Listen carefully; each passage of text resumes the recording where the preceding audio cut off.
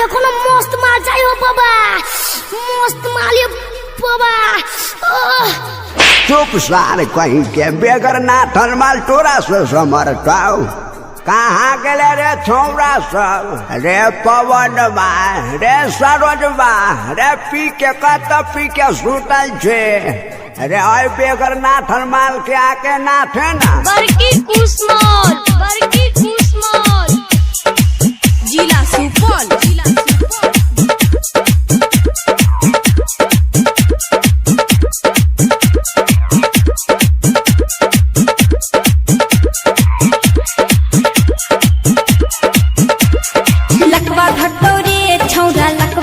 कोढ़ी फुटौ रे छौरा कोढ़ी फुटौ रे हमरा लाइन मारा भित्ता बाजार गिरतौ रे लकवा घटौ रे छौरा लकवा घटौ रे कोढ़ी फुटौ रे छौरा कोढ़ी फुटौ रे देत थौली मुंह थमाइल के बोल न त सीधे ठोइत देबौ। भाई मरतोगे तोहर बाप मरतोगे भाई मरतोगे छौरी बाप मरतोगे हमारा गोरी अइबे तो शराब परतोगे बाप मरतोगे छौरी बाप मरतोगे भाई मरतोगे तोहर भाई मरतोगे तेना बुदाइत हौ हमला छाती के गली अइबी त हम खोल देबौ सीधे मुंह खोल देबौ सीधे मुंह खोल देबौ भागा कोर फुट्टा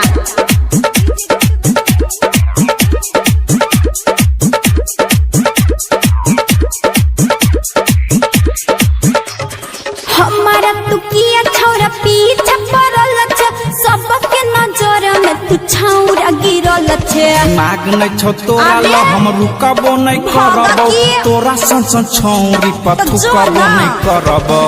ए हम त मुतबो न सालो बरकी कुसमल हमारा तू किया छौरा पीछे पड़ल छ सबके नजर में तू छौरा गिरल छे माग नै छौ तोरा ल रुकबो नै करबौ तोरा सन छौरी पथुकबो नै करबौ लकवा घटौ रे छौरा लकवा घटौ रे हमरा लाइन मारा भित्ता बाजार खस्तौ रे बाप मरतोगे तोहर बाप मरतोगे हमरा गोरी अइबे तो शराब परतोगे भाई मरतोगे तोहर भाई मरतोगे आगे बउआ कनका हमरो कोरी फुटा न दे